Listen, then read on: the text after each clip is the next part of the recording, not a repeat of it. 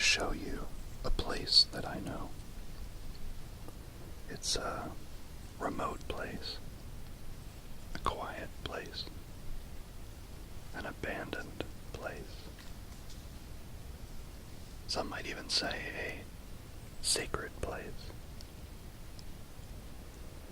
It's a perfect place to think. I mean, really think. The kind of thinking that you can't do during a commercial break, or while you're waiting for that next web page to load. The kind of thinking that the clatter of modern life simply doesn't allow that often. This is the site of a small pioneer cemetery, but it is notable due to how remote it is. No roads lead directly to this place. This is national forest land now, and the trees have reclaimed the area in the 100 or so years since the cemetery was last used. The people who lived here and farmed these ridgetops were not people of means. I wonder if the pioneer farmer lifestyle left much bandwidth for imagining what the future might look like. Somehow, I doubt it. Do you think that the people who lived here could ever have imagined that someday everyone would leave their claims in these ridges and find their fortunes elsewhere? That someday, not even 100 years on, the only remaining trace of the people who lived here would be the people who died here. These people were just like us in all the ways that matter. They worked hard, very hard. They had successes and failures. They loved and hated. They did their best, or they did something less than their best and hoped it would be good enough. They cared about the people close to them, and they suffered so much loss. But now, every single thing they cared about, everything that was important to them, everything that kept them up at night, that made them get out of bed each morning to meet another day of never-ending work, everything is gone. Everything that mattered so much then means nothing now. I don't point this out to be bleak. I bring it up to help calibrate our perspective on the present, to perhaps inform the decisions we make now about our priorities and how to spend our time, to perhaps rethink our stewardship of the time we've been given in this world. What if we made 2 lists? For the first list, we'll write down all the things that are the most important to us. These could be anything: people, places, experiences, philosophies, whatever they might be. And on the second list, we'll write down all the things that consume the bulk of our time and energy on a typical day. Now, compare those two lists. How much overlap is there? Don't feel bad if the lists don't look much like each other. I think most of us are in that same boat. And I know this is not a fair exercise. That second list will always include some necessary, unavoidable things like employment.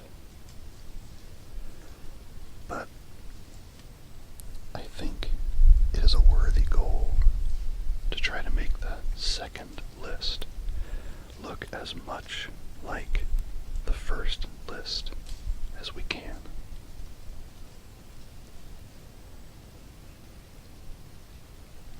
The day we're born, it's like a fuse is lit and starts burning shorter. We only have so much time to make a difference, to impact the world in a positive way. I'm not talking about the kinds of things that get your name in the history books or that earn you a Nobel Peace Prize. I'm not talking about lofty changes to the world around us. I'm talking about the small changes that are very much within our control. There's a tiny corner of the world with your name on it.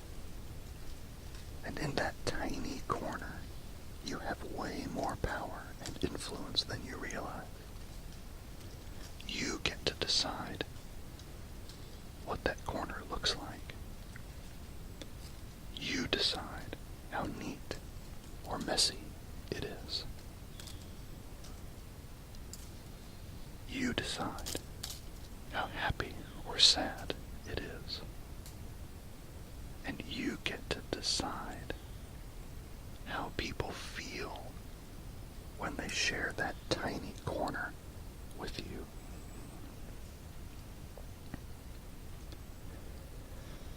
It's hard to keep our eye on the ball sometimes. Life is noisy and clattery and consuming.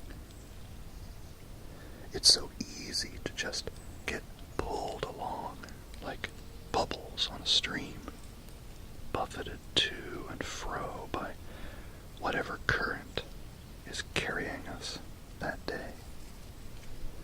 So easy to get pulled in those million directions, leaving no time or energy or focus for the things that really matter, because more often than not, the things that matter most are the quiet things, the things that cannot compete with all that noise, things that shrink back, things that retreat, the things that get missed in a busy day.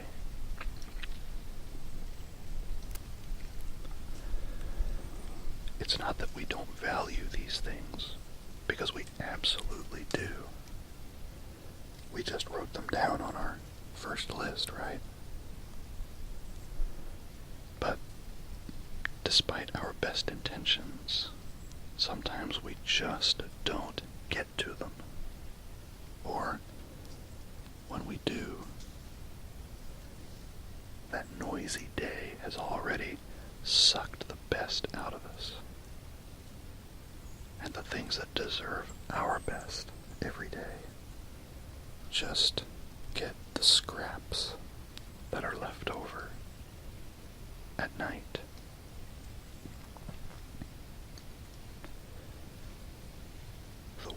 is not going to set these priorities correctly for us.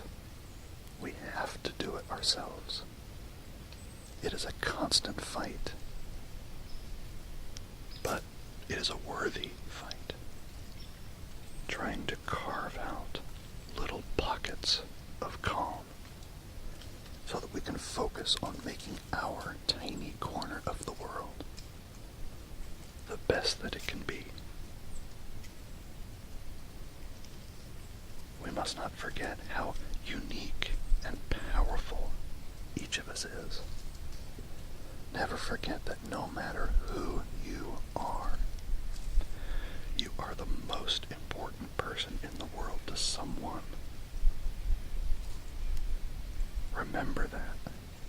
Acknowledge who that is and act like it. Don't take the whole weight of the entire world on your shoulders, but make sure you can be proud of your tiny corner.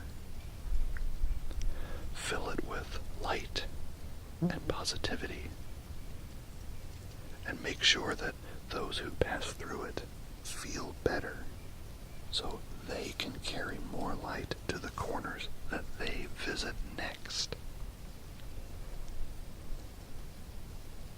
I think if we all do that, or try,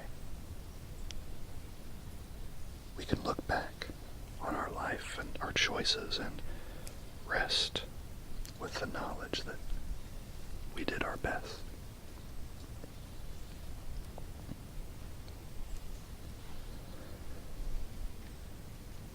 Thank you for being with me here in this place. And thanks for indulging my silly, random ramblings. I just hope that I can put a fraction of these ideas into practice when I wander out of these woods and get back to the real world. And I wish you all success with your tiny corner of the world as well. Best of luck to us all.